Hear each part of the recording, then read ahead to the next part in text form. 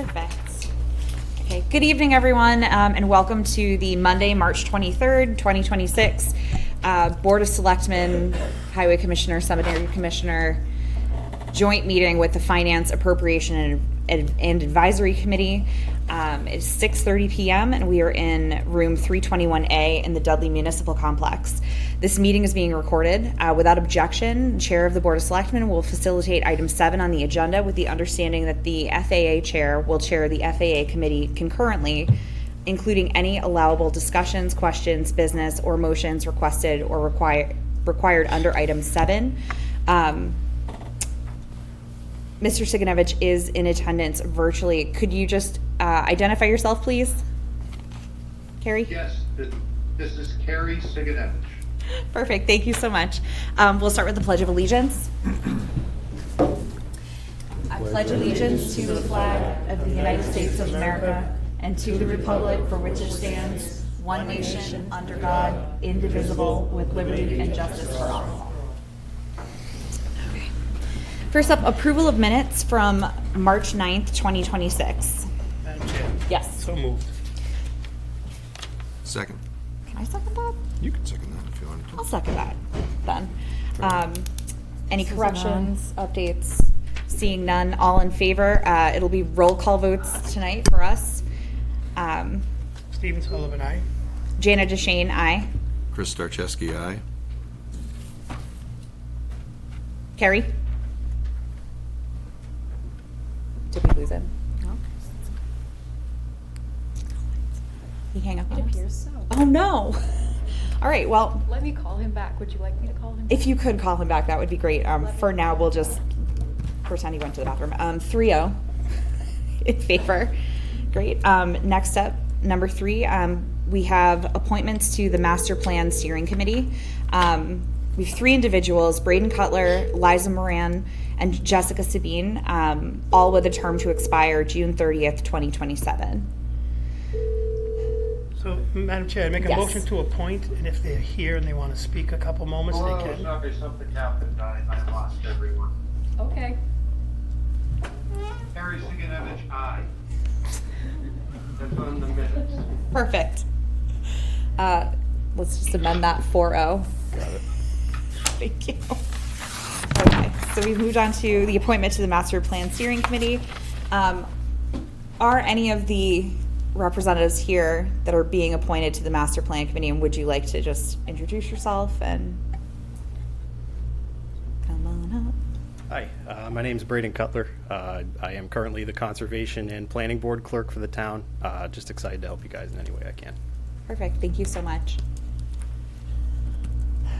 No, I think that's it. I don't see Jess or Liza in the room, so. Sorry. Mr. Just Rita? so the board's aware of it, Braden's going to be participating as a Dudley resident as opposed to an employee. Okay. Perfect. Do we have a motion? Yeah, motion stands to appoint the 3 candidates with the term to expire June 30th, 2027. Okay, great. Second. All in favor? Stephen Sullivan, aye. Oh, yeah. Jana DeShane, aye. Siganovich, aye. Chris Starcheski, aye. Unanimous, 4-0. Thank you. It is a little clunky. I appreciate everybody's patience. Next up, we have licenses and permits, both for Nichols College. First, one-day outdoor orchestra entertainment license for Nichols in the Copper Beach Quad, 105 Center Road, Friday, April 24th, 2026, from 6 p.m. to 9 p.m. Hi, Ms. Bose. How are you? Bose. Good, how are you? 18 Mill Street, Dudley, Mass. On the first day, April 24th, we're looking to have a band from 6 to 9. Fire pits would be 8 to 11. ADC, our dining service, is hosting the event. They'll have food out there. They'll have a roped-off bar area where they'll have somebody carting to be 21 to go into the roped-off area. They have a band, Your Mother, playing the top 40 hits, and we're looking to get an entertainment permit. Okay. Any questions from the board? Just the usual standard one, Madam Chair. That's Ms. Bose spoken to public safety and police and fire have signed off, Yes. They're nodding from the back row. and everything, Olivia, is all in order with the license. It's all. Okay. If there are no other questions, then, ooh, you're pointing. Oh, Mr. Siganovich, do you have any questions? No, I do not. Thank you. Perfect. Then we'll put it to a motion. Motion to grant the request for Nichols College, Friday, April 24th, 2026, 6 to 9, Copper Beach Quad. Okay, thank you. And then on Haven't Saturday. voted- haven't Sorry. voted on it yet. Hold on. Second. Sorry. Okay, all in favor? Roll call. Stephen Sullivan, aye. Jana DeShane, aye. Chris Starcheski, aye. Gary Siganovich, aye. Okay, unanimous. And then moving right along to the outdoor orchestra entertainment license in the same location, Copper Beach Quad, 105 Center Road, for Saturday, April 25th, 2026, from 6:30 p.m. to 9:30 p.m. Yes, they plan to have a DJ that night with food trucks and inflatables. The DJ would be from 6:30 to 9:30, and then 9:30 to 11 would still be the fire pits and the inflatables. Okay. Is this part of, sorry, just as a separate question, is this part of like senior week activities? Or, because I'm just seeing them back to back, it's a lot going on campus, and it's good stuff, so I'm curious. It's kind of leading up to the Okay. last week of senior stuff. Perfect. They'll again have a bar out there where the students can purchase drinks, three drinks, with the same roped off area. Someone guarding, police, public safety. They're all up to date. Yeah, I'm seeing a big nod from the back row. Okay, cool. Any other questions from the board? All right, seeing none, do we have a motion to approve the one-day outdoor orchestra entertainment license for Nichols College at Copper Beach Quad, 105 Center Road, Saturday, April 25th, 2026, from 6:30 p.m. to 9:30 p.m.? Motion to grant the request. Second. Okay, let's put it to a vote. Roll call vote. Stephen Sullivan, aye. Chris Starcheski, aye. Jana DeShane, aye. Gary Siganovich, aye. Okay, thank you so much. Thank The you. motion passes. All right, next up, we have a public hearing on a Class 2 license to act on an application for a Class 2 license for Pro Automotive located at 191 West Main Street, Dudley, Massachusetts, 01571. The applicant is Jason Russo. We're going to open the public hearing at 6:40 p.m. Is Jason here? Yep. If you could just come on up, yeah, please. How you doing? Good. How's the move going? Excellent, thank you. Perfect. So I took a look at the application. It looks like all the paperwork's in order. I don't know if anyone else on the board has any questions. Madam Chair, I think the Yes. only concern was the striping of the parking lot. Yeah. We understand seasonal, Correct. so with your permission, I think we can make conditional approval, give them like 30 days, or end of April maybe, to get the line striping done. Yeah, I already got plans for it if you want to see it. No, I trust you. I mean, Nelson's pretty good too, so he'll let Yeah, us you know. approved them. Yeah. That's what I figured. Any questions from the public about this, since it is a public hearing? All right, seeing none, I will close the public hearing at 6:40 p.m. That's fast. And then we'll move this to a vote. Sorry, so moved Go ahead. with a comment. Yep. Today's day and age, it's tough to run a business. Mr. Russo's apparently done very well for himself. He got 3 locations, and on behalf of the town, I know you were in town with one of your locations. I want to thank you for staying in town. I know you're a resident also. Former. Oh, you're former. I moved to Charlton. Oh, okay. Well, anyway, we appreciate you taking your business to our town. Thank you. Good luck. Appreciate it. Yeah, thank you. So let's take this to a vote. Did you second it? No, not yet. Second. There you go. There we go. All right, so now let's vote. Roll call vote. Stephen Sullivan, aye. Jana DeShane, aye. Chris Starcheski, aye. Gary Siganovich, aye. Perfect. Unanimous. Good luck. 4-0. Thank you. All right, so next up, public business. We have a toll booth request for the Knights of Columbus on Saturday, September 26, 2026, from 9 a.m. to 12 p.m. in the area of 3 West Main Street with a rain date of October 3rd, 2026. Mr. Parmignani. Good evening. On behalf of Council 228 Webster, We're looking to have our toll booth for those dates. I know the dates are always in question. This is part of the National Tootsie Roll Drive, even though it's designed not around the Tootsie Roll. It's for special needs people. It's the national campaign. Been a success. People in this area are very generous. They're also very patient. Usually on Saturday morning, somebody's trying to get somewhere, and usually it's more smiles than anything. So with the boards, we'd like to have that. It's the 26th with a rain date of the 3rd. Okay. And have you already spoken to public safety, or is that you're going to do that? Contingent upon approval. Okay. I know you've done it in the past. It's It's a Catholic men's organization, very compliant, smiling and nodding and making sure that we're not an obstacle as much as we call it a toll booth. Sure.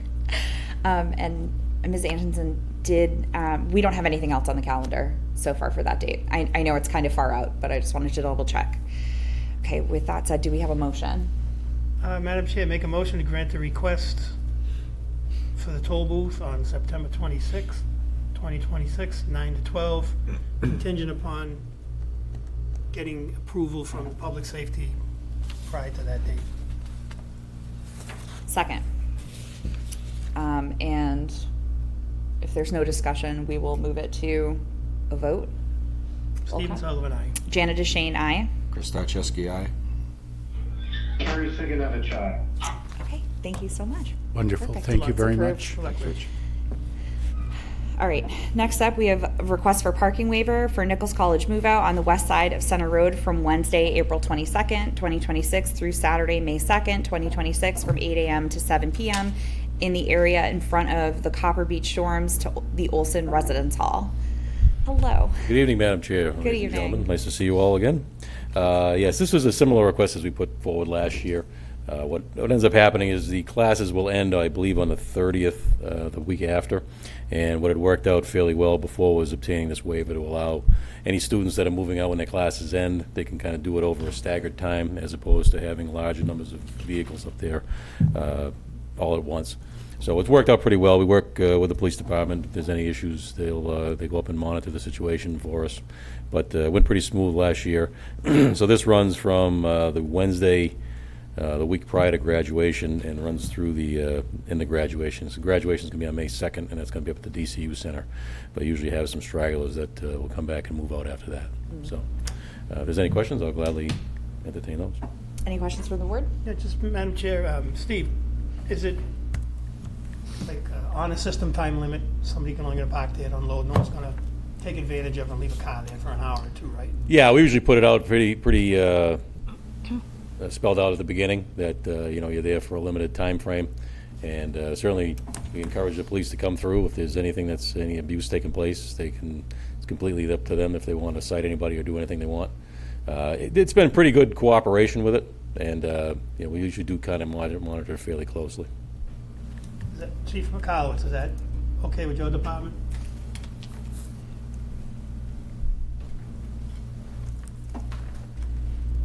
I would be in favor of that. Last year, I drove through there a couple times, and it looked like a lot of the students were just parking there just to move out, and they would move along. So public safety also checks it to make sure that they're not parking there for an extended period of time. So to make move out easier, I think it's probably the best choice to go. Good enough for me. Okay. All right, so do we have a motion for the parking waiver? Madam Chair, make a motion to grant a parking waiver request, Nichols College, west side of Center Road, Wednesday, April 22nd, 2026, Saturday, May 2nd, 2026, 8 to 7, in front of Copper Beach Dorm to the Olson Residence Hall. Second. Any discussion before we move it to a vote? Seeing none. Stephen Sullivan, aye. Jana DeShane, aye. Chris Starcheski, aye. Gary Siganovich, aye. Okay. Thank you very much. I appreciate it. Thanks, Steve. Good night. You're so Steve. welcome. Have a Good luck, great Steve.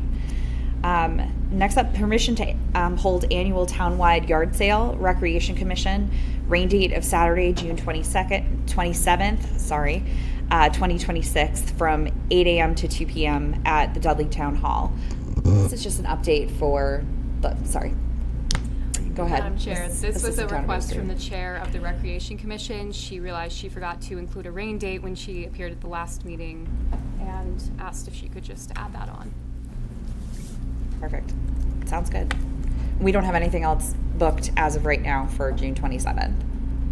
Awesome. I just hate to double book activities if we can avoid it.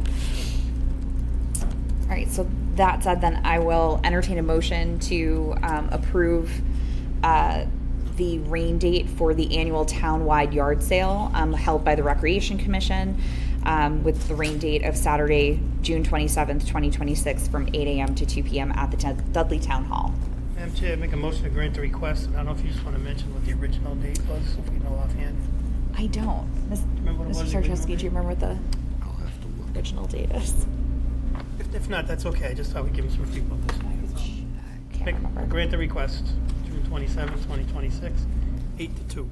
Okay, second. Any discussion? There's no discussion. Let's move it to a vote then. Stephen Sullivan, aye. Janet DeShane, aye. Chris Starcheski, aye. Jerry Siganovich, Awesome. Unanimous, 4-0. Thank you.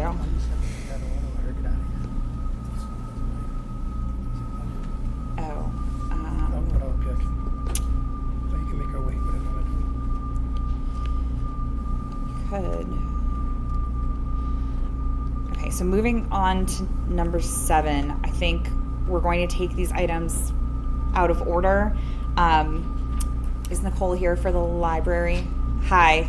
I just think this might be a little more straightforward. I hate to say that, but just go. Yeah, if you just want to have a seat.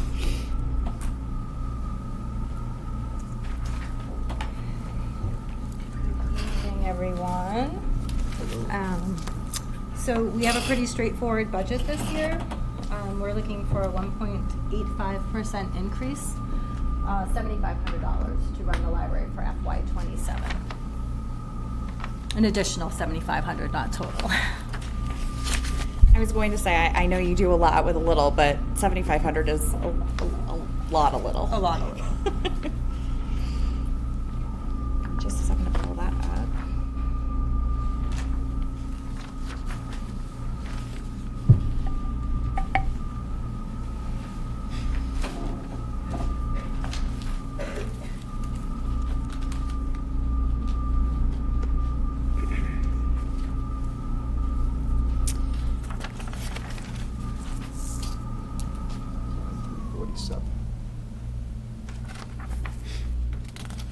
Thank you.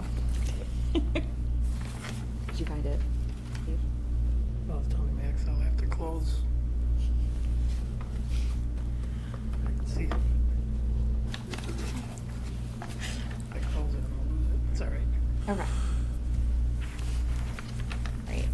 So, do we have any questions from the FAA, Mr. Chair, for the library budget? Anybody have any No. questions on the library budget?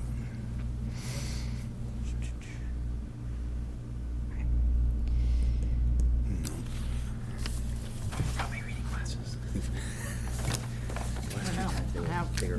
Everything's blind. I don't really have any questions at all. I mean, it all seems pretty straightforward. Okay. Seeing no questions. Just through the chair. Yes. Just I'm curious about the funding source that's offsetting the library IT, the cyber optics. Is that a state grant program? No, so we're going to be using some state aid to fund some of the lines to keep us within our budget, to increase some hours that we desperately need at the library. So that will, some of the items will come directly from state aid, which is unrestricted. We had earmarked money for big projects that were coming down the line, that everything is aligned, and I think it's the time to be doing it. Great. Thank you, Nicole. So even with the infusion of state aid, it's still 2.5%. So it's 1.8 from the operating budget, but with the infusion of state aid, it's still in the 2.5% increase range. Madam Chair. Yes. To either Nicole or Jonathan, that's the amount we have to do to keep our certification, right? Your budget has to go up. Correct. We have to, in order for us to meet the MAR, we need to take the average of the past 3 years and add an additional 2.5% to that. So this 413,145 gets us to where we need to be qualified for our state aid, which they're projecting on the Cherry sheet is almost $40,000 for FY27. Thank you. Thank you. If no one has any questions on it, thank you. Thank you. Nicole. Thank you, guys. Appreciate it. Thank you. Okay, so then going back to 7A, the Dudley Charlton Regional School District budget. I know we have Mr. LaMarche and school committee members here, so. Thanks for your indulgence, Mr. Yeah, thank Superintendent. you. I appreciate it. Your indulgence. We knew Us it was gonna be taking a this little out of. easier. Oh, yeah. No, this is pretty straightforward, too. Thank you. So we're looking at the TA recommended budget, not requested budget. Now look at both of them up there. No, I meant the library. Oh. There were two different numbers. Thank you. Got their requests and got what Jonathan is recommending. Make it. It was lower. How much, by how much? That, no, I turned the page.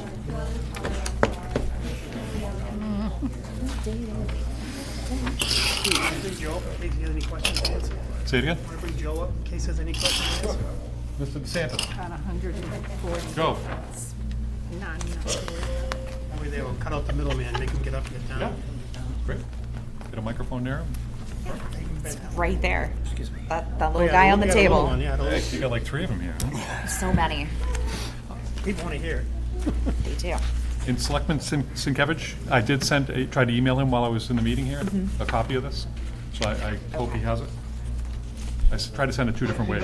Thank you. Yes, he does. Thank you for that. Right, you're welcome, you're welcome. Because otherwise it's hard for you to see. Madam Chair, in the Select Board and FAA, I am here to present the budget. I appreciate all of you that attended our presentation, say at the end of January, beginning of February, or what have you. So there are a couple of adjustments in here in this presentation. I want to go over those, but otherwise it's pretty straightforward. There were some adjustments to go down a little bit, but not a ton. And we are still in flux as far as the state and where the state's going to land at this point in time. March 23rd, we hope that the House comes out with their budget in 2 weeks maybe, and then we'll have a better understanding on a couple of these items. But this evening, myself and Mr. Joseph DeSantis, who's the Director of Finance and Operations for Dudley Charlton, is here to present and answer questions that may be there. So I am going to go through the slides here that you have on paper. You have the agenda is the same agenda that I presented to you before.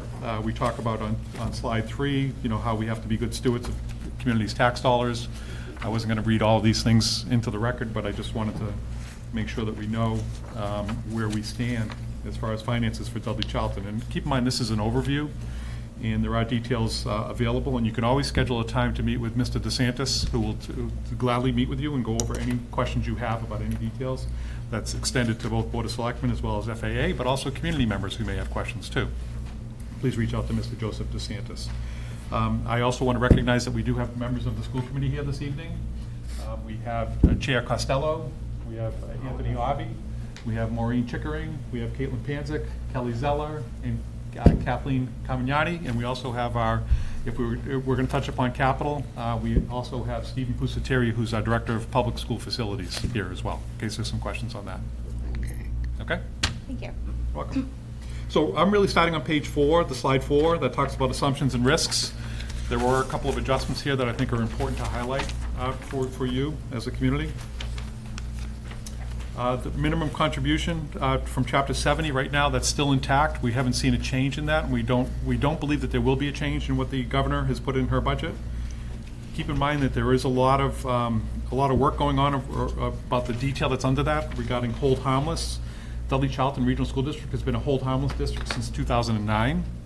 And all that simply means is that if your enrollment ticks down by 1 student, 2 students, you fall into hold harmless, which means the state still gives you the minimum contribution, but they don't give you more. And most people, especially through the Student Opportunity Act, are receiving lots more money. So the example I'll give you is the neighboring town, Webster, received over $2 million in Chapter 78 for next year. We receive the minimum. We receive the minimum every year. We don't get above whatever they set for a per pupil cost by the governor, the House, or the Senate in the final budget. That's all we've been getting since 2009. Okay?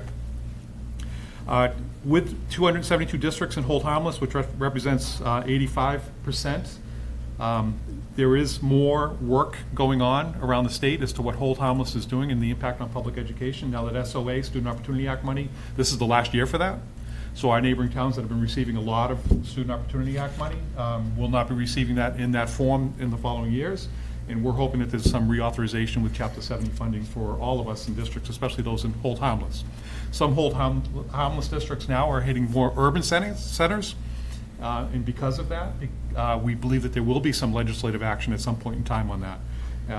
It should be no surprise to you that a rural town or a community like ours, hold harmless doesn't carry a lot of weight with the state of Massachusetts, even though we've been in it since 2009.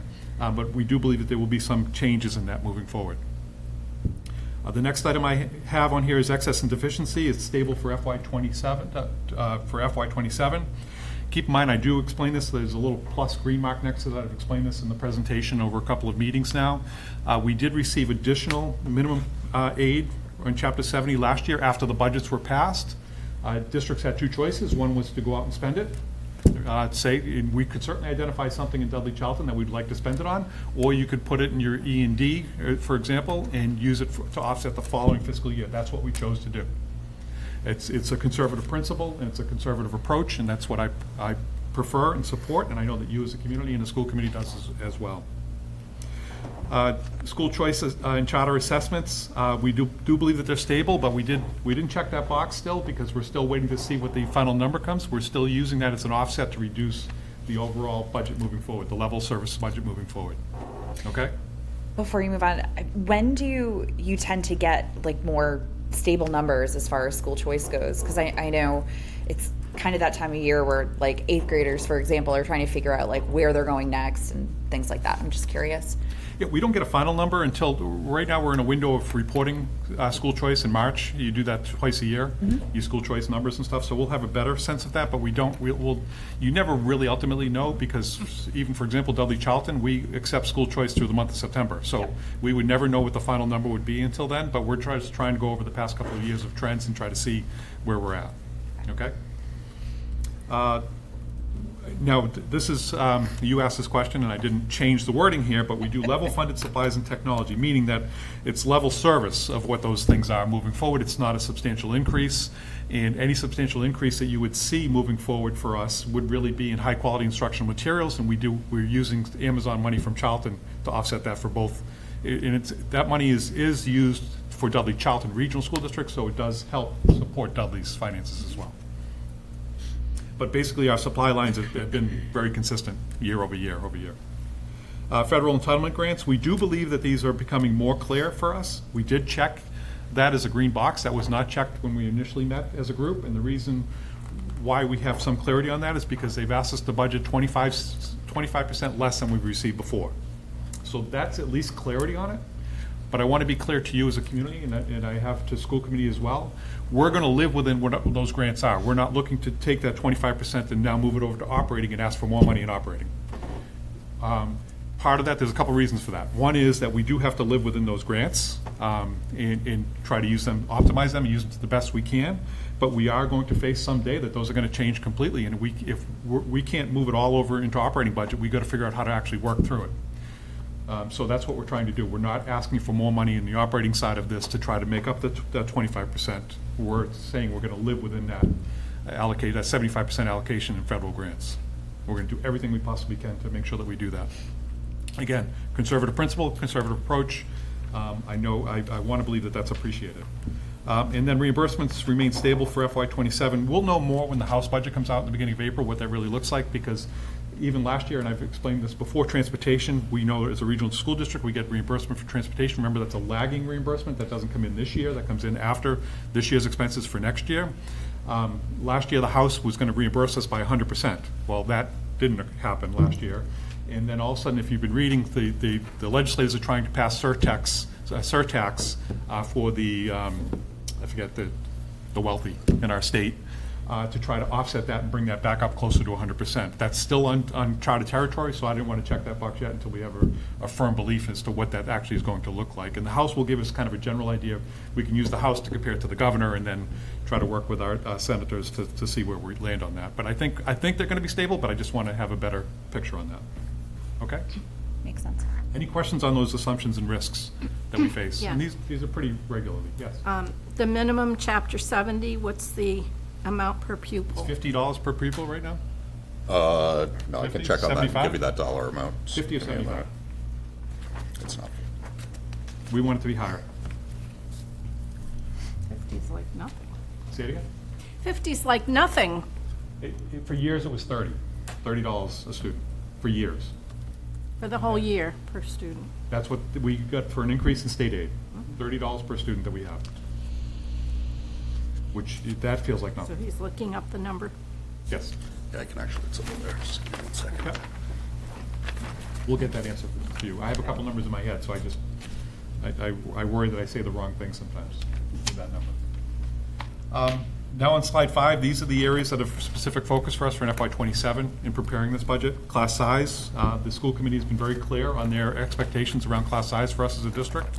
And so we try to manage within those parameters, and we've done extremely well. We've seen an increase in parity between all of our schools around class size moving forward. We appreciate the school committee setting that expectation and for us trying to work within that. So you'll see an indicator in here that we're working within that class size, that is an expectation. It's not just on a whim, it's not just how the superintendent felt that day, it's basically set by the school committee. Contractual obligations, as you know, we're the largest public employer in the town of Dudley and Charlton. See how it changed that a little bit from the last time we met? Because I think Amazon is still the high, but who knows? I have no idea what they have for numbers over there. Active employee benefits in health insurance is also a factor every year. Retiree health benefits, that's a factor for everyone. That wasn't just Dudley Charlton, that was a big factor for everyone within our state and nationally. Student safety, school resource officer, we're looking for a balance to how we approach that level of support within our district. Out-of-district tuitions, there is a little bit of a bump and increase in that for this year. We did not present that last year.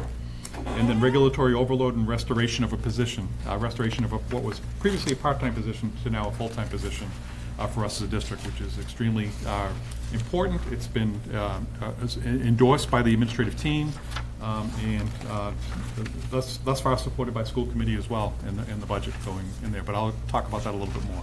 Can I ask Okay? you a question on class size? Yes. Yes. So, Steve, I think last year you said total numbers had been kind of trending down, total students for Dudley Charlton. Is that Yeah. still accurate? Yes. I would argue this year we're a little more stable. We're still roughly around 3,500 students total. Right, I think last year we talked, like 10 years ago, it was 42 or something, right? It was very substantial, it was over the year, didn't drop. Yes, I want to say right around that 9-10 area. 2009, 2010, you were at your highest peak, and then you've slowly been gradually going down So it's every still- year. Still at about 1,000 at Shepherd Hill. Last year was 9 something, right? Yeah, it's still it's about 950 this year at Shepherd Hill. And the other schools are all where they were. Pretty consistent. Elementary seems to be growing a little bit. We seem to be having more children at our elementary schools. So that's something, that's why we pay really close attention to class size for those. And then, as you know, we use attrition to try to offset our budget and anything that we're looking for new. We know that we don't come in here and ask for something new without figuring out a way to pay for it. Okay, thanks. Yeah. To answer the finance committee's question earlier, we're at 75 per pupil right now. And we hope it's higher. Last year, I think they ended at 150. 150. Yeah, so that's why there was additional money that was not spent in last year, even though we received it, and we saved it for offsetting this year. What was that amount, do you remember offhand? Yeah, it's 200 and, it's in the slides. Oh, it's further on? Further in the presentation? It's in the All right, I presentation. can wait till it comes up. All right. Okay. I'd say it was about 248. It's 247, 425. All right, thank you. Yeah. And again, we always try to use the best numbers we can as of this presentation and moving forward as well. Okay? So on page 6, this is what, so if we were to do level service budget and we weren't to to do our due diligence and work on our conservative principles and conservative approach and try to figure out ways to offset the budget, we'd be looking at a 5.69% increase. Now it's highlighted in blue for you because that has changed. It was a little bit higher the last time we presented this, but our health insurance benefits, we're seeing a little bit of a trend going down right now for our health insurance benefits. And one of the main reasons is because the Mass Strategic Health Group had voted to eliminate access to GLP-1s for weight loss, specifically just for weight loss purposes. You can still get GLP-1s for any other comorbidities or any other reasons that may be associated with weight loss, but just strictly for weight loss, it was eliminated, and that saved Mass Strategic Health Group over $2 million in 1 year. So that's why it's trending down a little bit for us as a member of that group.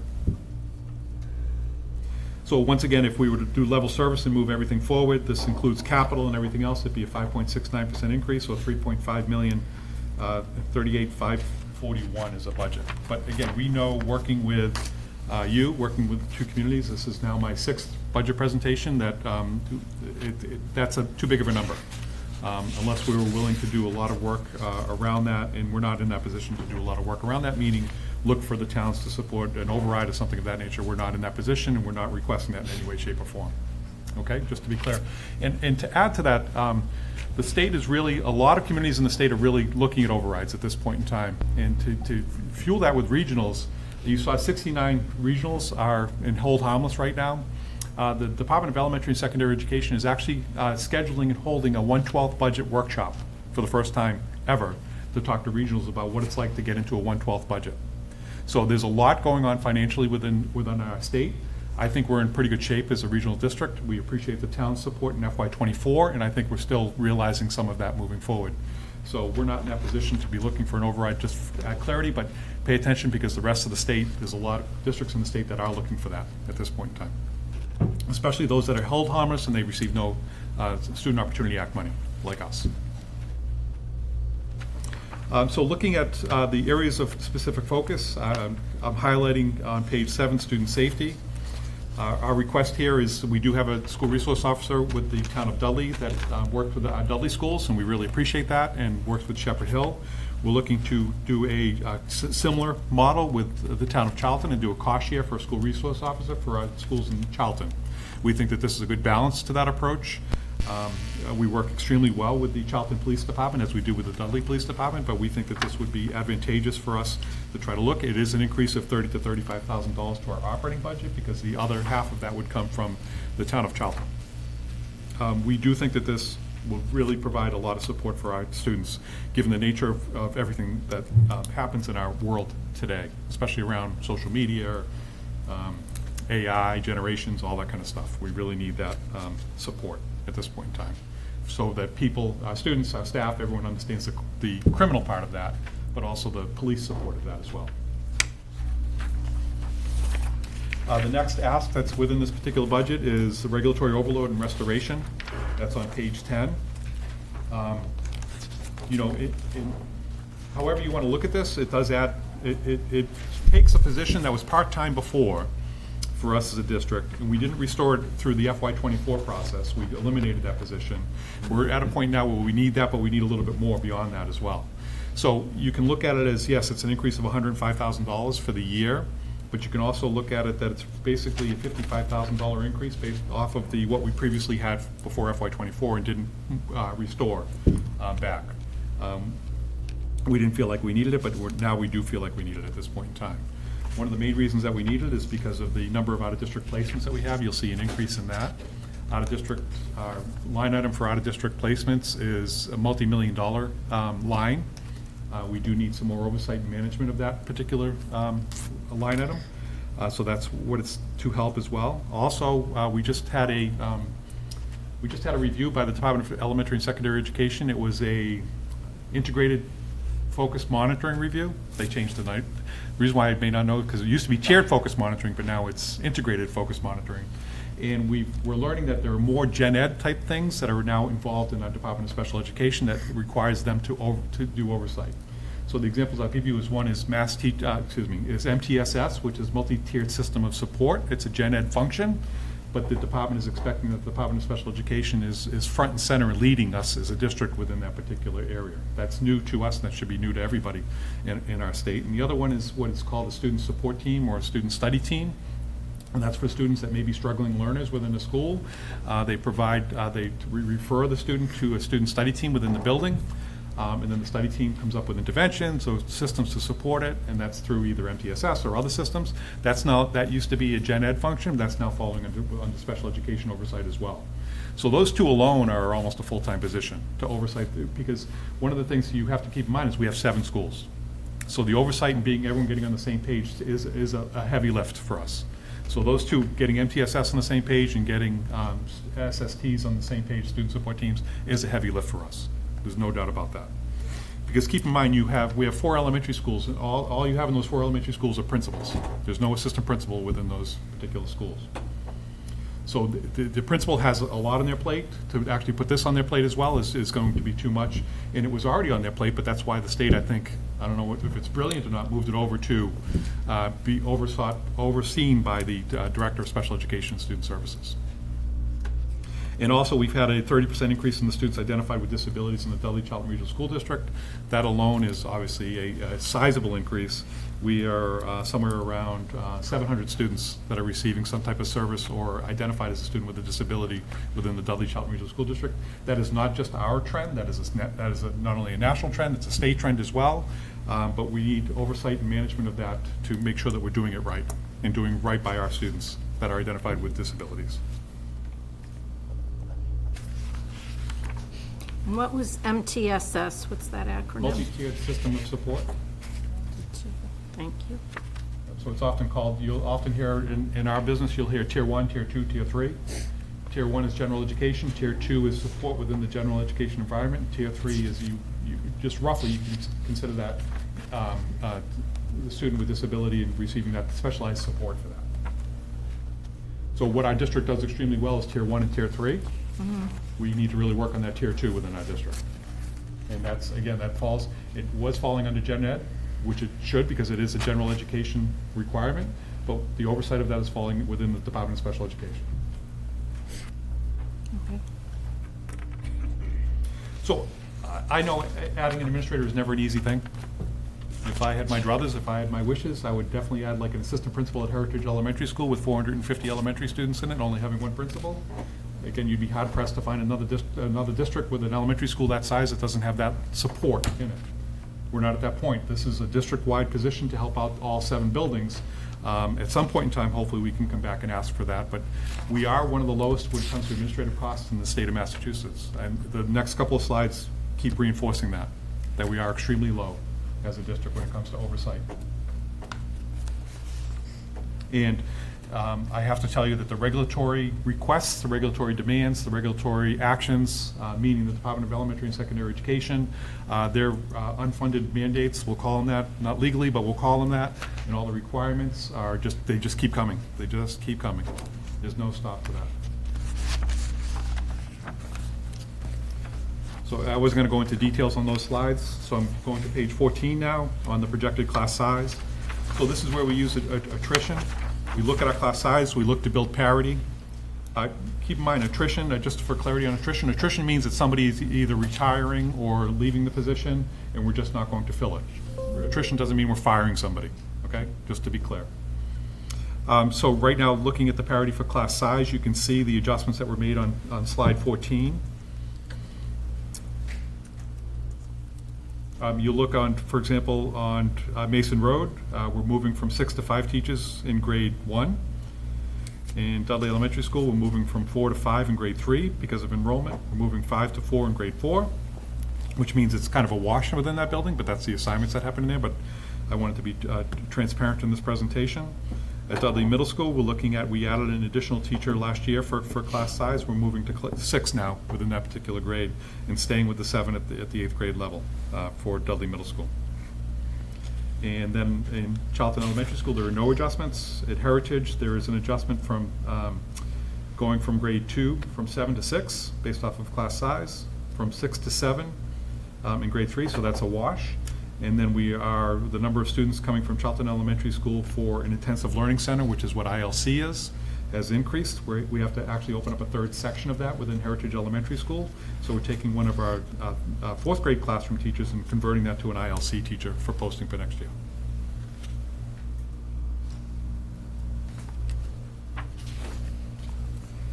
So again, looking at page 15, this is what this was, let's call this level service moving forward. This is taking everything we have and moving it forward with whatever that increase is or whatever those expenses are. So transportation is an increase of 133,834, which is, to me, a very reasonable increase for transportation for next year. We have one more year after next year on a contract, and then we have to go out to bid again. Please understand that that will come back as a very high number in 2 years. That will definitely come as a high number. And I know questions at school committee, Anthony Obby did a good job of asking Joe how we doing with the fuel costs and all that kind of escalators and all those kinds of things. And I don't know if you want to just share with the community where we are with when it comes to that, because Yes. that's not included in here. Yeah, so we utilize French River Educational, FREC, if anybody who knows the acronym, in order to negotiate our supply cost for fuel. And that's building fuel. When it comes to diesel fuel for the buses and transportation specifically, we're still stable for this year. Coming into school year 25-26, FREC had built up a strong reserve. It's over 500,000 gallons in reserve at that negotiated price last year. So any additional needs this year or any spikes in prices, we're able to prepare for that a bit in advance this year. FREC is still trending as an overall collaborative strongly with being able to finish this year now that we're through the major difficult heating season, to be able to preserve a lot of those fuel gallons that were reserved. So we do plan on being able to carry a lot of that reserve into next year as well. Given the current world climate based on potential conflicts in Iran, we are keeping an eye on what the prices will do for this year. There's a fine balance between negotiating the price through FREC, which occurs and is occurring right now to be completed toward the end of May, and what we're seeing as far as a political landscape. So that'll be a pretty fine balance that we'll have to keep an eye on over the course of the next 60 days, but we are actively monitoring. So that's why it's not factored into this presentation this evening. So the areas of focus, if we were to move everything forward, the one that did change again was the employee benefits health insurance did adjust down from the last time I presented this to each. These are pretty sizable numbers. If you look at transportation, contractual obligations is 1.4. That's going to be pretty consistent year over year. I've talked about this every time I come in, that our contractual obligations are going to be north of $1 million every year. Active employee benefits, the increase, we're looking at right now around a 12% increase for health insurance. That's half of what it was last year for us. Out-of-district tuitions, I talked about that's increasing. Retiree health benefits, this is probably the biggest nugget that hit us on January 1st this year that we're absorbing within our operating budget. We're making, sacrifices to make sure that we're paying for this year without coming back or asking for additional money. But that's $522,000 increase for the fiscal year 27. Keep in mind that we have we actually have more now, but we have 351 retirees that are participate in retirement insurance for us as a school district. I do think sometimes it is not always well understood that we do manage all of our retirees that retire from Dudley Charlton Regional School District. They don't fall back on the town. If you were town schools, for example, if you were Webster, Mass, all the retirees fall within the town's budget. For us, they fall within our regional school district budget. So there was for the retirees, there was a 60% increase in their benefit, in their cost for their benefits from December 31st to January 1st of 2026. We don't think it's going to be that large moving forward. Part of the reason why it was that large is because we had a 3-year, there was a 3-year period. You heard like FREC, we have multi-year electricity, all that kind of stuff. For the retirees, we had a 3-year cost, and there's no doubt that the insurance company was losing money by the 3rd year. So that's why it was a sizable increase. But I have to tell you that retirees love the retiree insurance that we have. It's through Aetna. Mass Strategic Health Group is the only group that can offer that through Aetna. All other would go through Blue Cross or something of that nature. So I can tell you that the retirees, they didn't like the increase, but they like the service and they like what they're getting for the service. And they had a little bit of an understanding for that. Madam Chair. Yes. So Steve, is that 522 the entire cost, or that's just a portion that Dudley absorbs? That's just the increase. That's for both towns, so is it, that's just the Dudley side? That's the total cost to support retirees and their insurance moving forward. Right. That's the increase. So that increase is just a bottom line into the budget absorbed by both. It's not like the student ratio of 60/40. Yeah, no. That's what I meant by that, Yeah. sorry. Yeah, sorry, yeah, it's built into the operating budget that hits both towns, but that's the increase to the line item for retirees. Okay. Worcester County Retirement, in addition of an increase of 173. The SRO and System Director, 145. School Choice Assessment is at 227 by the governor. That's the one that we're trying to work with. And then all other line variances within the budget is about a $45,000 increase. Meaning that we, Mr. DeSantis does a good job of working with principals, and if lines look consistent over a couple of years and they haven't really hit the max, he does work with the principal to say, let's lower that so we can pay for this. So we do have that conservative approach and conservative principle when we're looking at that. That's why it doesn't look like a large increase over the lines, but $45,000 is the increase. Okay? Up, slide 16, you can see what the original increase was, because I didn't correct it on this particular slide. The original increase was 5.83%. It's now, with those adjustments to the health insurance, it's 5.69%. And then we did work hard to try to bring it to a 4.35% increase, a more palatable overall budget. Now, we're talking about money here, lots of money here. I don't think that anyone's going to say, you'd all love it if I brought in a zero, you'd all love it if I brought in a negative. But the cost of doing business in public education in the public period, as you know, as a town, just continues to increase. It's not something that always goes down. So if we were to look what are we going to do for offsets to try to lower that original 5.69% increase? First was the E&D, that's the additional money that was for FY26 that we're now using to offset FY27. 247, 425. So keep in mind that's the 150 that we received last year per pupil. This year was set at 75. So that is the cost, that is what we would receive for state aid. Just to kind of give you an idea, close to that. That's what we receive for state aid right now going into FY27, an additional $250,000 on a over $60 million budget. That's all we're getting for additional state aid. That's because we're held harmless like the other 85% of the districts across the state. Amazon, we talked about this. We did not spend the money the first year. Again, conservative principles, conservative action. So now we are coupling that, and we're using that to offset purchases of high-quality instructional materials for our students going into the next fiscal year. So that's taking out of the budget, the operating budget, because we're using the Amazon, let's call it the Amazon money, to offset those costs within line with what their expectations are. That's a huge benefit for not only for all of our students, but for you as a community and for the town of Charlton as well. The Governor's School Choice Assessment, we think we can lower it by 140. Keep in mind it was 227. We're trying to lower it by 140 to help offset this budget and bring in what we think is a balanced budget at this point in time. That could change, but if that does change after moving forward with our budget, we own it. We own it. We wouldn't be bringing it back to you for that $140,000. We'd figure out a way to make that work.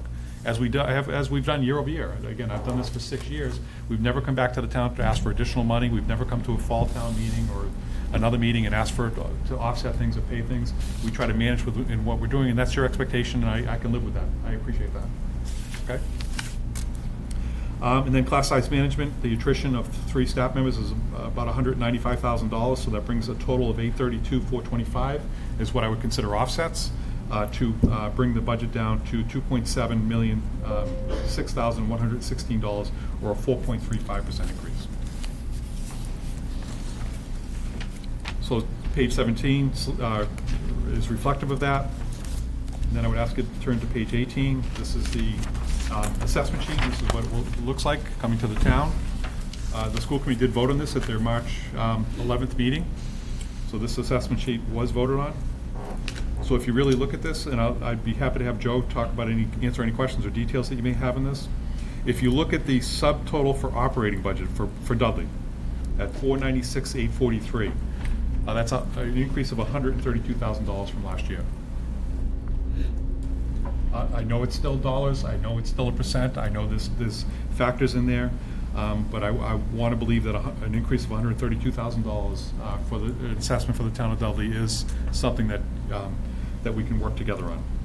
The total assessment is down by roughly $32,000, but if you think about that, that's the amortization of the loan on the capital and et cetera, things like that. So we are still within the ballpark of last year's budget in many ways, in many regards. And that's the budget presentation. I have capital to go over capital if you wanted to. I thought there may have been a capital meeting before this, but we can schedule another time because capital is not coming forward, I don't think. Joe's been working with John in the towns. It's not coming forward for a vote until next September or something. That's right, so we thought we were ahead. Okay, so I won't present that tonight, but it is part of your slides to look at. So one question, Madam Chair, again. So more towards Joe, I think. I haven't seen an email lately going back and forth. I know you and Mr. Johnson have been working with the Shepherd Hill Field. How do we stand with the... Right, so the family started and resumed making donation payments as of November of 2025. They made one November of 25 for $7,500, December of 25 for $7,500, and then their plan moving forward is on a monthly basis to continue their donations of $2,500. We are posted in our revenues through January and into February, so we've seen that start and continue on a month-over-month basis to this point. But again, the certainty of that and the continuation of their payment schedule, again, as a donation, lies in their hands. But yes, we have seen them come back. I know, again, publicly I don't want to name the people, but we thank them for their donation. But wasn't there another person or another entity that was going to be donating and made a pledge? Was that person paid out? So I've had our current athletic director look into finding the records of that donor. I've been looking into it myself, so I'm trying to pull any contract in relation to that. So that's something that I can follow up with you after the meeting. Okay. I'll email you something. Yeah, absolutely. Mr. Johnson. Mr. Cherchesky. Thanks for the presentation, it was fantastic. I'm curious if you could talk a little bit about revenue generation as we see out-of-district costs increase, for example. Are there opportunities for additional revenue generation that have been discussed on behalf of the schools? And as far as additional forms of revenue generation, there haven't been any direct conversations about adding other forms of revenue generation. There's been discussion on policy and if there's any room within our current revenue schedule to update what we may be charging, or B, if it's applicable to charge entities that may be utilizing facilities in an uncharged manner. So we're looking at potential fees and potential facility use fees. Do you have any ideas? Well, revenue generation by school? I was curious about, we've got some great life skills programming, severe needs disability programming. I don't know what the census is in those programs, but if there were opportunities for medical fragility for neighboring districts to tuition in kids, minimal impact on the district's expenses, one idea. But beyond that, nothing. I'm happy to check into it and follow up with you afterwards. But through the chair, we do try to work with our neighboring districts and stuff like that. Sometimes it's a wash because sometimes we trade students or something like that. But we do participate in those, because we do have some robust programs. Yeah. And if we have a spot where we do work with our Heather Harriman, who's the director of special education, director of pupil personnel services. It really works closely with her peers and does work on that. And we do currently have a student who's tuitioned into our district right now to help offset the costs and stuff. So, yes. Thank you. Yeah. Questions from the FAA? Yeah, just curious about the 3 FTEs. Are they retirees, or we have to let people go? Again, nobody's getting fired. There are some retirees, but it's hard for me to say exactly who it is, because what happens is we have retirements, but we also have changes. So you saw some positions going from second to third or something of that nature. People may say, I don't want to do that, and they leave the district, and then, it's hard to come out right now and say this is exactly who it is or what's going to happen. We use retirees as our first attrition goal. And then if we have a non-renewal, somebody who doesn't have professional status, then we look at that as well. But it's not an attempt to fire anybody. Yeah. Yeah. I was more wondering, the people coming in from the school choice program, that's the program that's like, if I'm remembering this correctly, it's a certain like amount of money is like a bond or something paid by the state to be able to choose which school you go to. Is that correct, or am I misunderstanding? Great question. The way the school choice program works in the state of Massachusetts is annually the school committee has to vote on whether they accept school choice or not.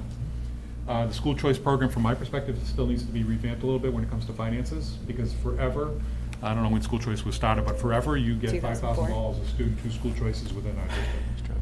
So the same thing happens to us if we have a Dudley Charlton student who goes to another district, they get $5,000.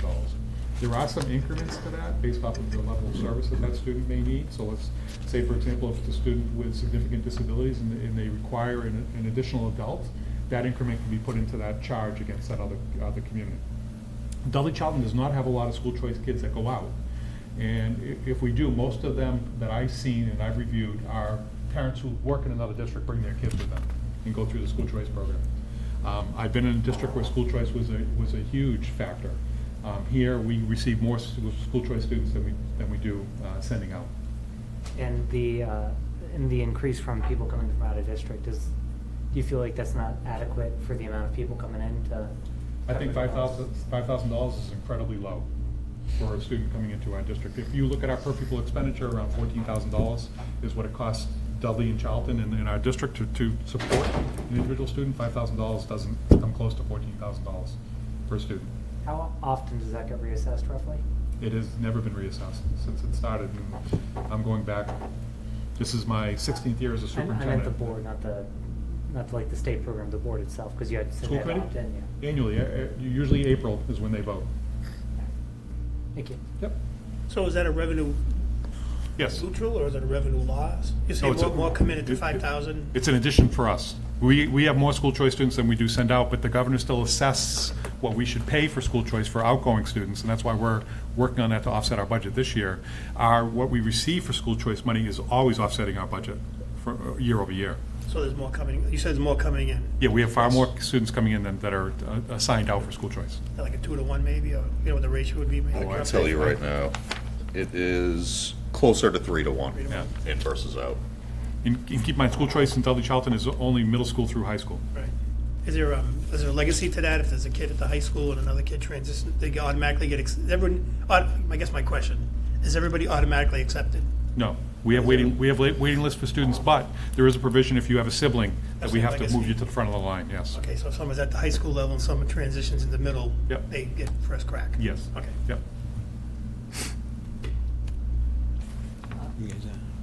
Sorry, and just following up on one thing you said. So you said you get a certain amount from the school, from the program as the students come in, but you said it's less than the what is spent on the students. Yeah. Okay. Yeah. So overall, with the increase in students, it's a budget negative, but you are getting revenue from it? Because we have more school choice students coming in, it helps offset whatever that $5,000 is going out. Oh, so just from the trade in total? It's a trade, yes. Okay. But we feel the governor set the number too high, and that's why we're using that as an offset this year. But again, you won't know until we get closer to when school choice all settles out, which every district goes through this process annually. Some districts don't vote until, I think the deadline is June 1st that they have to vote by. Some districts don't vote until after their budget's set, whatever, and we don't, it's tough to monitor that from that perspective. I think I'm answering your question. Yeah. Okay. That vote's a two-way street, right? If they vote not to accept, they can't vote to send out. Yeah. Oh, yeah, so if somebody doesn't want to, like if you don't want to take students, you can still send students out? Yes. Yes, you're only voting on whether you're going to accept, participate in the school choice program. Not a two-way street vote. Huh? It's not a two-way street vote. No, so if a neighboring town does participate in it and we choose not to, then the students could go to that neighboring town, and then we're in a position now where we really need that revenue to offset our operating budget. Well, I think so too. If your enrollment's down X, it wouldn't hurt to have Y coming in. Correct. Yep, and that's what's helped us kind of stay level with our enrollment to this point. Not enough to change the whole harmless, but it's helped us stay level. Right. Otherwise, who knows where you'd be. And to round out, Joshua, if you don't mind, to round out my conversation about school choice and why it needs to be reformed, we don't have a lot, we have charter schools in our neighborhood, but we don't have a lot of students go to charter schools either. Charter schools can set their own assessment, and they can put capital in their assessment and everything else. So you can inevitably, as a town, pay $15,000 for a student who enrolls in a charter school, but if a school choice kid, that's a flat fee. You can't, so for example, if we went for capital or whatever, we couldn't build that into our school choice margins, but charter schools can always build that into their margins. I see. Just I don't know if I'm going on a pet peeve with that a little bit, but it's a little It frustrating. does add to the context. And you cannot deny a charter school, right, school No, choice. no, if it's- Just like someone going to Norfolk Yeah. Agricultural, you Yeah. can't just say no.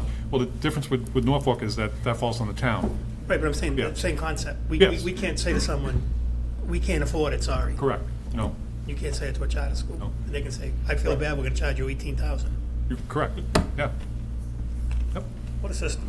I know. And for school choice, which is a very good program, you only get $5,000 unless you can prove accurate increments need to be added to that, like additional support for the particular student. But that's something you pay, that's something you have to pay also. Whatever the increment raise probably doesn't offset what the cost is to the school. Right. The increment raise is minimal. It's Yeah. usually a couple thousand additional to the 5,000. Right, and you're probably doing a lot more than a couple Basis. thousand on a. Yeah, but we got to make sure we're getting every penny, and that's another oversight, regulatory operation for us. But again, in Dudley Charlton, we don't have a lot of kids that go out, No. which is great. With the number of students that come in, we should try to get every penny out of the state we can for that. Emphasis on penny. It is, well, no more pennies. Every nickel. Not dollars, it's pennies with the state. We should get every nickel out of the state. Anybody have Mr. Siganevich, I promise I haven't forgotten about you. Do you have any questions?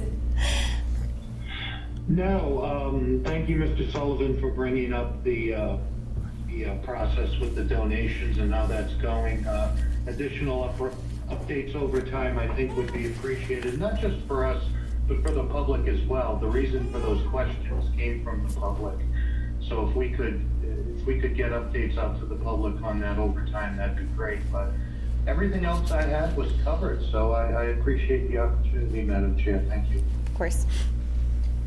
Mr. Mayo. I was just wondering, could we touch on something that you went over a little earlier on page 4, your assumptions? Yep. I just wanted to kind of understand the federal entitlement program. You get a minus 25%. What does that number look like? Is it the total federal entitlement? Are you taking 25% off of that, or are you looking at individual programs? So the message we received to start is that at best it's going to be level funded from last year. Okay. But the state is telling us to, when we set our budget, only budget 75% of that. So that's a big number. It is, and part of the reason why is because they're saying that the federal poverty rate has gone down, therefore, these are based off of federal poverty, therefore that number is going to be lower. So even though the federal government level funded it, they believe that they're going to reduce it because the poverty rate went down, according to the federal, these are federal grants. So Right. Yeah. So what aspect are they gonna, I mean, there's several components here, so. So the grants we use for a number of things, these entitlement grants that we received, so we received they do help offset, not offset, but they do help offset. They offset out-of-district placement. It's also for people, so for example, Title I, we hire Title I teachers, but we also buy things and stuff with that, some resources that may need for interventions and stuff like that. So we're looking at that and trying to build a budget around 75% of what that level funded would be and make adjustments based off of that. Okay. So when the state advised you to reduce that by 25%, I'm just trying to figure out where they're getting their numbers from. I mean, what part of that, like Title I? What part of Title I are they saying a flat Title I, Title II, Title III, Title IV, Yeah, so let's say- early childhood, IDA, EA, all of that is, Yes. they're saying a flat? Yes. And I'm just wondering where they're getting that number from. From the feds, or who they're working with it. Because I've seen Title I. I mean, Title I is, I don't know for us, what is it, about 90,000 or Title I's 70,000? about 450,000. 450. Is it that much? Yeah. Yes. 440 Just last Title year. I? Yes, just Title I. And so we've got a budget that at 25% less than 450. Okay, well, but the IDA wasn't on the cut and block. The Oh, yeah. early It is. childhood wasn't. Yes. Both the 240 IDEA and 262 IDEA grants, and the 240 grant, we get close to $1 million. It's over 900,000. We use a lot of that to offset out-of-district Right. tuitions, and we use some of that on pre-K transportation for special ed. So those are our bigger uses of it. So you're talking, off the DESI website, it's about 1.5 million, 1.6 that you guys overall for the With all the federal? entitlement grants? Yeah. Closer to 2 million, Is it closer? yes. So you're looking at a budget shortfall of $500,000. That's That you're what budgeting that's for. what we're trying to work within. Yes. Correct. But we want to learn to live within those grants. Okay. Okay, and that, again, keep in mind, it also pays for professional development, other resources. Oh, yeah, Pays for absolutely. a lot Yeah, I of- mean, it's vital that you guys, we Right. get this, but that's a significant cut or on an assumption. And, even to go to your point, we're spending a lot on out-of-district tuitions. The request for an assistant special ed director to help minimize those out-of-district tuition costs will also help to offset the decrease in our 240 grant, which we utilize primarily for out-of-district tuitions. Is the state giving you any guidance as to when they think these numbers are gonna be? Final. No, because, again, with the surtax, I don't know if I'm calling it the right thing. Is that what it's called, surtax? Millionaire's tax. Huh? The millionaire's tax. Millionaire's tax. There's some chatter out there about making up to 25% through that or something of that nature, but we don't. Right. So again, we've got to learn two things. One, we've got to learn exactly what's going to happen. Because this is what we were advised, I think, last week or the week before was 25% cut. And then learn to live within our grants. But also see if the state comes up with something to backfill it a little bit for us. Okay. But their backfill wouldn't be, that's why I want to be very conservative and careful. Their backfill wouldn't be for us to buy other things and spend other things. It would be to help bring these grants back to full, or so that we can actually use them for the things that they're intended for. Okay. Okay? All right, so what happens then if this, I'm not gonna say it's gonna go up, but what if it's level funded all the way through and we're budgeting at $500,000 less? Right, we're budgeting the entitlement grants is $500,000 less. We're not budgeting our operating budget. No, I didn't, not you, but I'm saying, as far as the revenue. We're gonna, right now, as of tonight, we're gonna have to learn to live within that, right now, without bumping up the operating budget. Okay, thank you. Yep. Any other questions for? No? None? good. Okay. Thank you so much for coming and providing all the information. It's And again, if lot. anybody wants to meet with Mr. DeSantis and myself too, I'm not trying to just, Yeah. he's got the details, so I just. More Throw than 'em under happy the to meet bus. with anybody who'd He'll go like to over- reach out to me, feel free. I'll go over everything in full detail.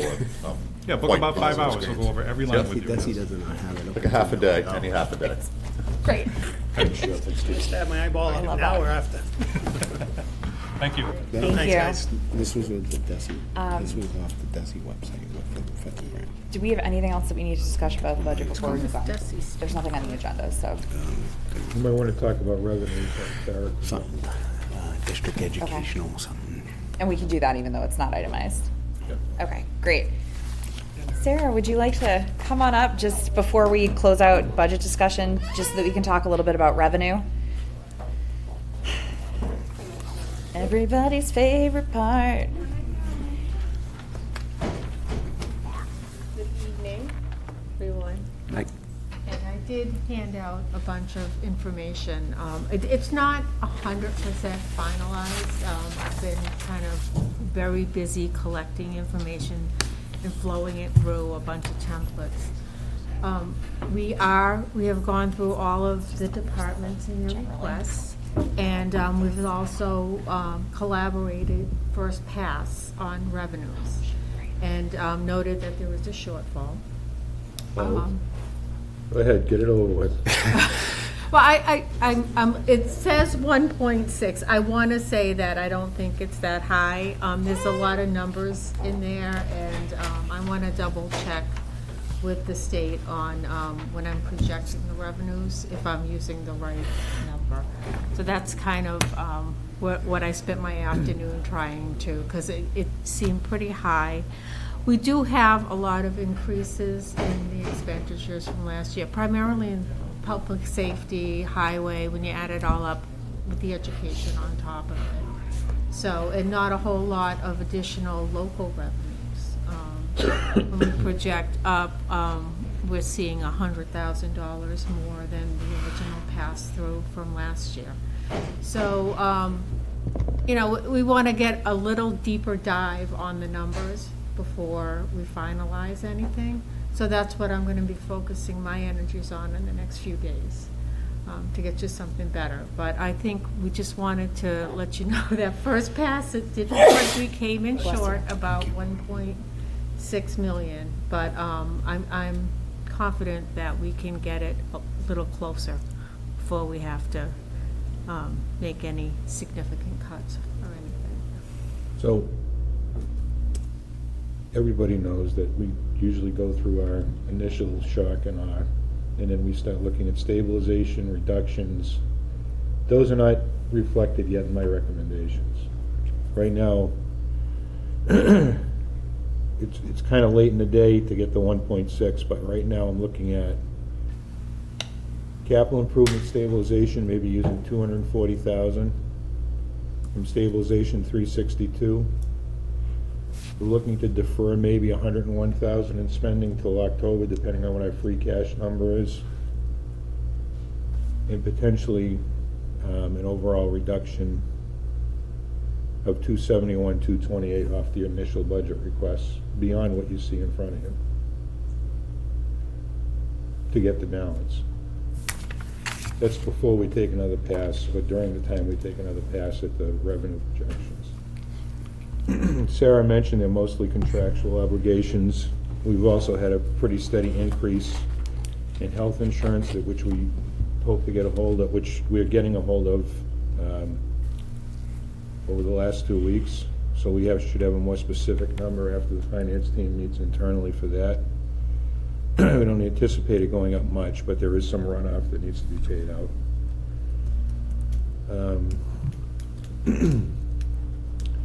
We had a pretty significant winter, so that's going to hit our free cash, because we'll put that deficit, what was it, about 80,000 in deficit, or is it closer to 100?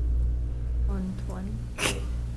Okay, it looks like we're looking at 120 for our snow and ice deficit. That will be put on a recap sheet like we did last year. That will come right off the top next year from free cash.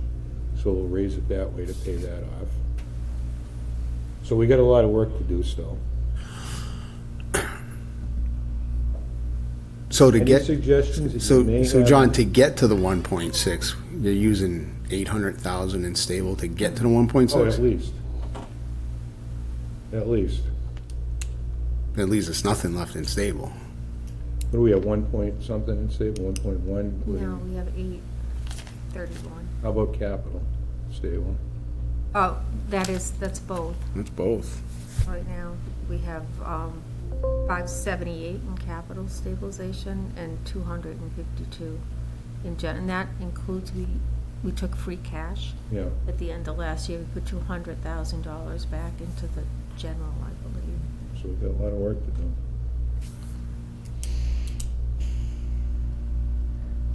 Guidance in terms of where we're cutting it, where we're deferring it? I didn't adjust healthcare for the new decision that was made. Right, we need a So, good number on that. So that's a few 100,000 maybe. So in terms of local receipts, we're only really budgeting for an additional 100,000 is basically what it, Yeah, at that's this what point? my first pass going through, looking at the trending through January. I haven't seen February receipt yet, so I'm just waiting on it. Should be any day when I get those numbers in. But, you know, the bulk, the biggest nugget in local receipts is the auto excise. Right. And those bills aren't due until mid-March. Right. So until we get that cash posted in, we had a pretty healthy first round of excise bills, and I think there's 3 or 4 different commitments that are done. So the first one was 1.4 million, and then the second one was almost 200,000. So, and I budgeted 1.8 for the year. We also, collections from prior years also goes in that number too.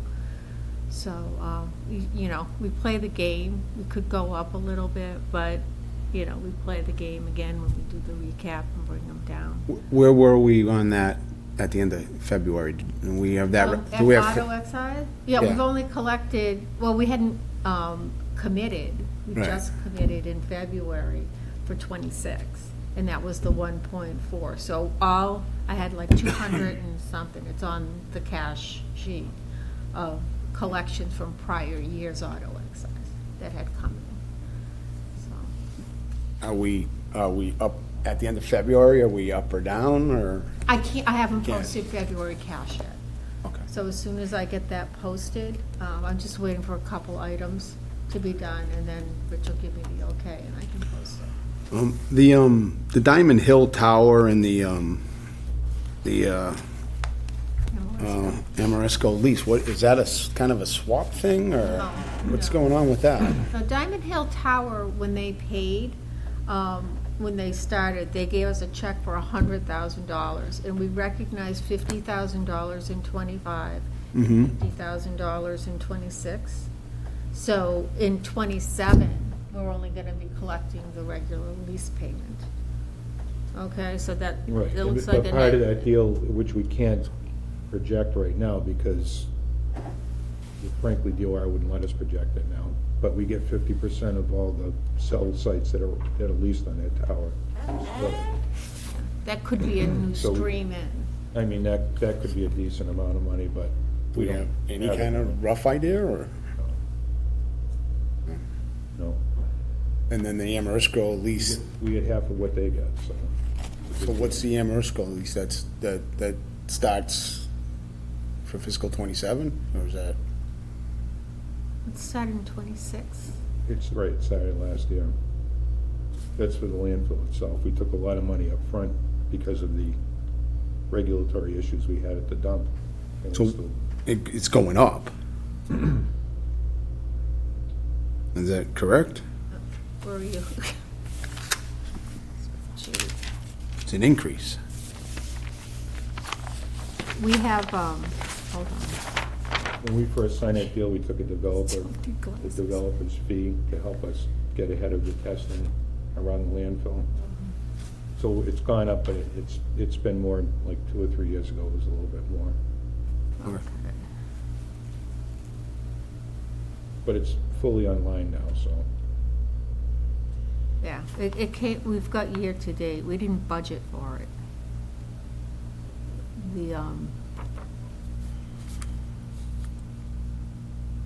The Amoresco,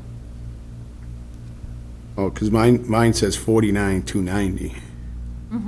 year to date we've received with nothing in the budget Okay, for '26, so. okay.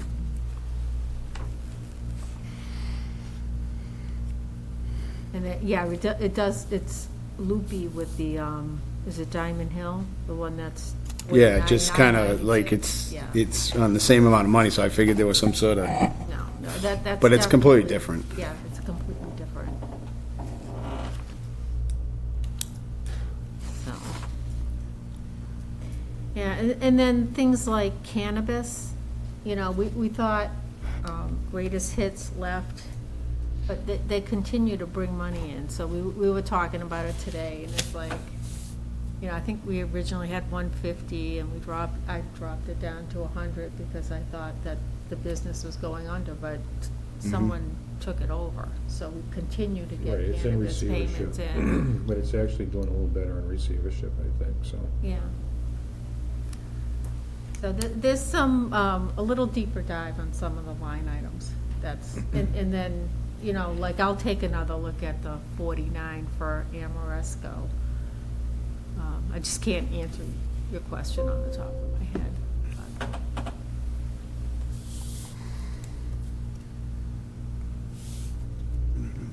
Does anybody have any questions? Yeah, in lieu of taxes, is that the solar farms? Yes. They don't bring in very much revenue. Well, there's some, we have a small amount for, is it the housing and urban development? The parking lot or something? What's, I'm sorry, for what? payment in lieu of taxes, the 842, is that housing? I think Rich maybe Rich has an knows? answer. Yeah. Good evening. Yeah. It's 864.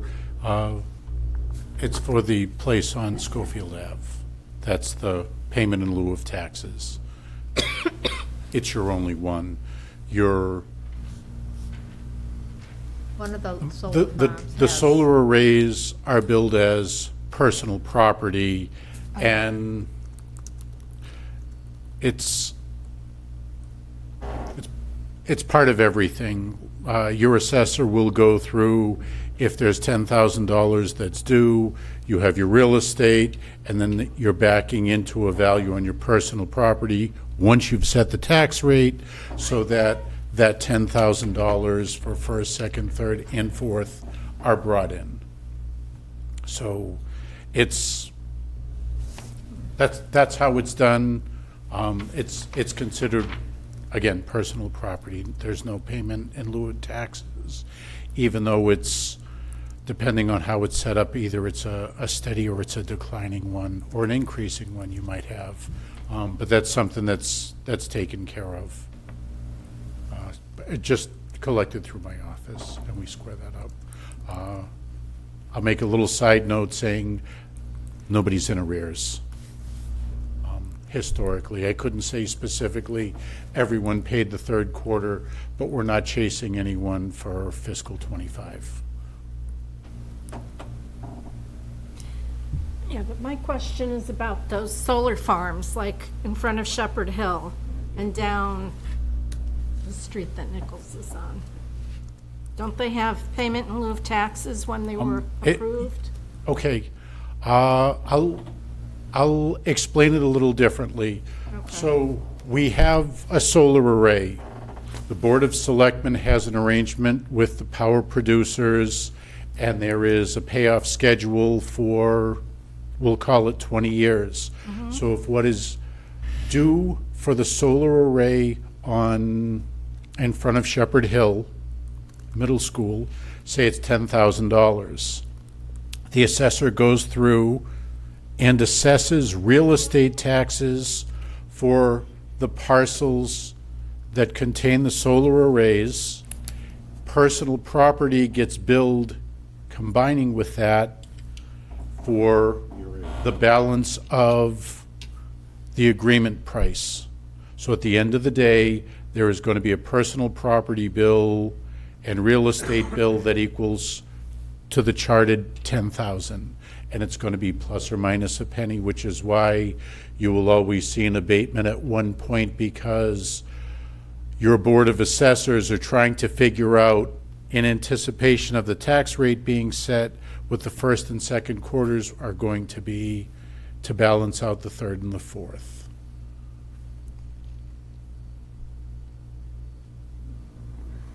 It's a little Byzantine in its inception. It's, at the end of the day, your auditors can go through and say, solar array number one, due $10,000, and it's over these 6 tax bills, and they go through and say 1, 2, 3, 4, 5, 6, plus a penny, minus a penny, and that's what it's going to be. My office keeps track of it as well. So, does that make sense? Through the chair to the Finance Committee. It's Sort of. the dollars generated, paid to the town, come in the form of personal property taxes and can be tied to the payment schedule. Welcome to call or email. The other thing that we can't put in the calculation are like the tax titles. We're not allowed to budget for them. And they were pretty substantial last year. I don't know. Not the high water mark. There's fewer and fewer tax liens, so you'd have fewer tax liens redeemed. Everything that was liened this year is at 8% instead of 16%. So you'll be getting less revenue. But then again, more paid prior to the lien being perfected. And at the end of the day, it is so much easier to collect it within the year it's being assessed. If you want to go back to your Standard & Poor's ratings, you were at 99% for fiscal '25 when it came to collections. Is that it for questions? Kind of across the board? I'm good. You're good. More revenue. If everybody just check under your couches, see what's there behind your desks. There might be money missing. Not missing, just like change. It's fair change. We'll take it all, right? Like, it's fine. So with that then, thank you, Sarah. You're Appreciate it.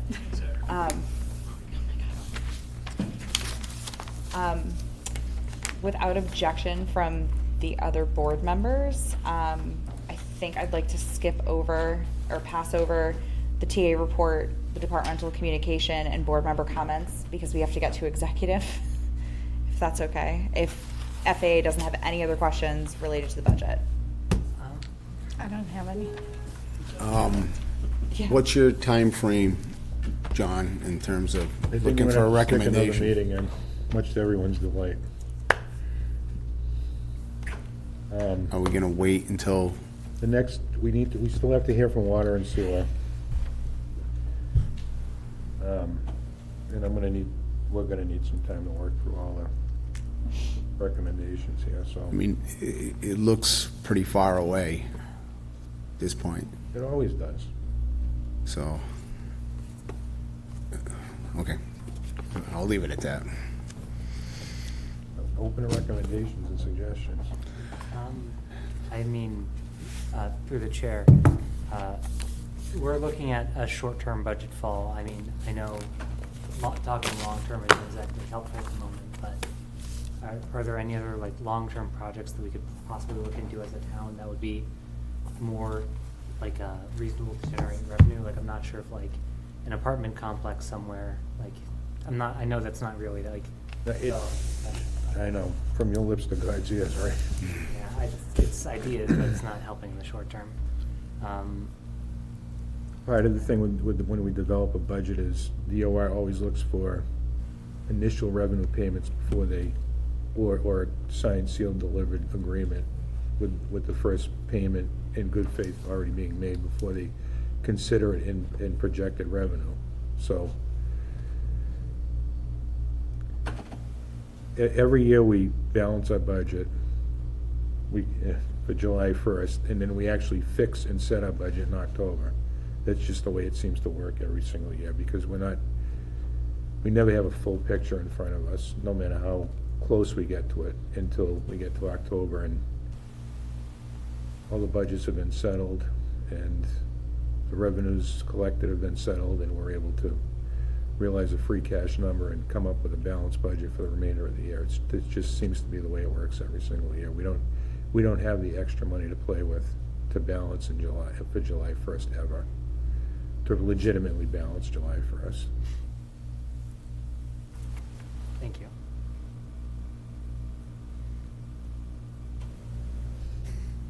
Okay, and with that, I'm going to entertain a motion to adjourn to executive session to discuss strategy with respect to collective bargaining or litigation if an open meeting may have a detrimental effect on the bargaining or litigating position of the public body and the chair so declares, she does, not to reconvene into open session, USW.